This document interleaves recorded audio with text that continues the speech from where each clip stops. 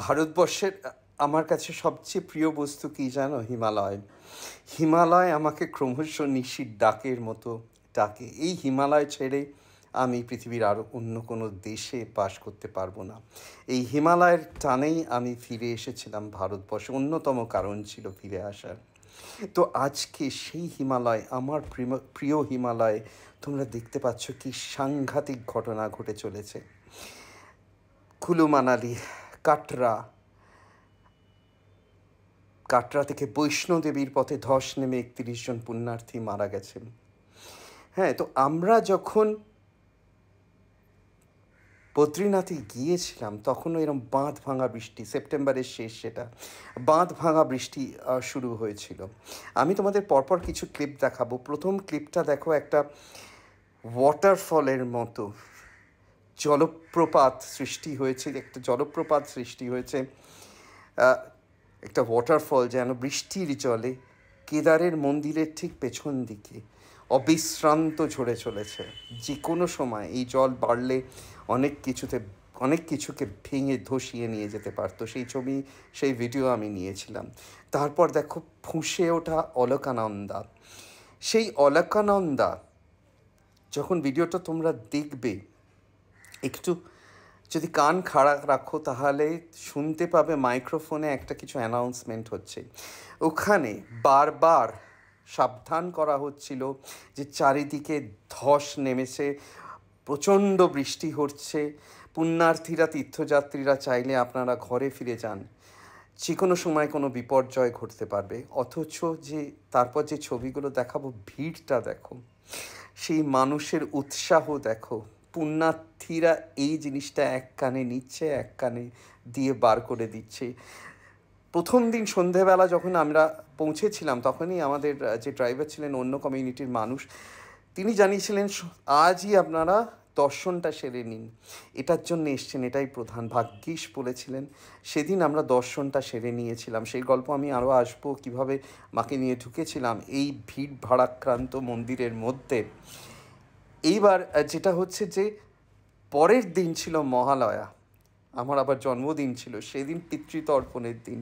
সেদিন দেখো একটা আমি শট দেখাচ্ছি যেখানে পিতৃতর্পণ হচ্ছে অলকানন্দার ব্রিজের ওপর বসে সারি সারি মানুষ। কেউ কানেও তুলছে না ওই সাবধান বাণী যেটা মাইক্রোফোনে বারবার বলা হচ্ছে, যে প্রচণ্ড বর্ষণ হচ্ছে, চারিদিকে ধস নামছে, আপনারা সাবধান। অদ্ভুত, আমি তোমাদের কি বলবো, আমাদেরও কিন্তু এক ফোঁটা ভয় লাগছিল না। এই 6 বছরের বাচ্চা, 77 বয়সের আমার মা রয়েছে সঙ্গে, অথচ কোনো ভয়ই আমি পাচ্ছিলাম না। কোথায় যেন মনে হচ্ছিল বদ্রির সামনে এসছি, এটা দু চোখ ভরে দেখব, বিপর্যয় হলে হবে সেটাও দেখব, সেটা আমার ভবিতব্য মানব, কিন্তু পালাবো না, এই ফিলিংটা আমার হয়েছিল। এইবার ছবিগুলো পরপর দেখো।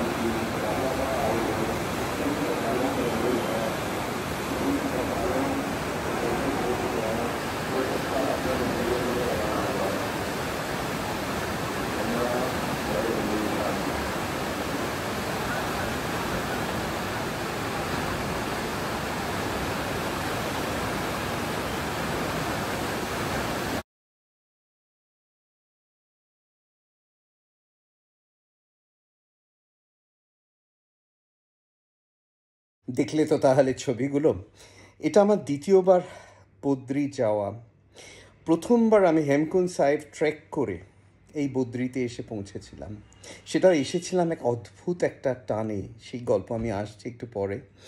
তো সেইবার যখন বর্ষাকালে, সেবারও প্রায় বর্ষাকালে এসেছিলাম, যখন বদ্রিতে এসে পড়ে এসেছিলাম, তখন বদ্রি ধু ধু করছে। এই বদ্রি মন্দিরে আমরা অনেকক্ষণ মন্দিরের ভেতরে নারায়ণের সামনে ছিলাম। তারপর আমাদের বলা হলো যে পরের ব্যাচ আসছে, আপনারা সরে যান। তাও ফাঁকা ছিল।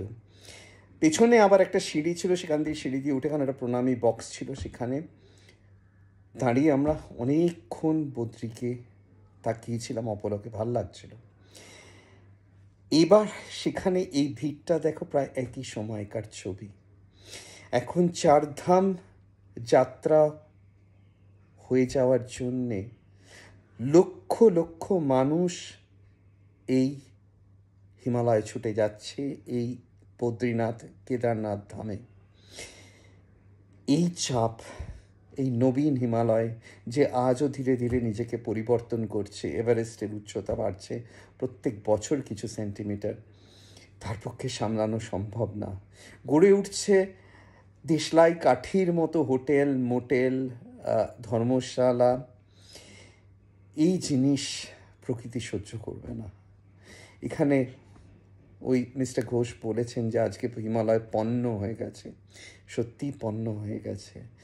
এইভাবে এই ভিড় যদি সারা বছর লেগে থাকে, একমাত্র শীতে যখন জায়গাটা বরফ চাপা পড়ে যায়, থাকলে হিমালয় তো বিপর্যয় অবশ্যম্ভাবী। কিন্তু সেই কথাটাই ফিরে আসছি, তাতে পুণ্যার্থীদের ভাটা পড়বে না, তীর্থযাত্রীদের ভাটা পড়বে না। তারা ছুটে চলবে এর কাছে, তাদের কাছে এখানে মৃত্যু ভাগ্যের মতো, এবং ভয় লাগে না। আমার তো লাগেনি। অদ্ভুত।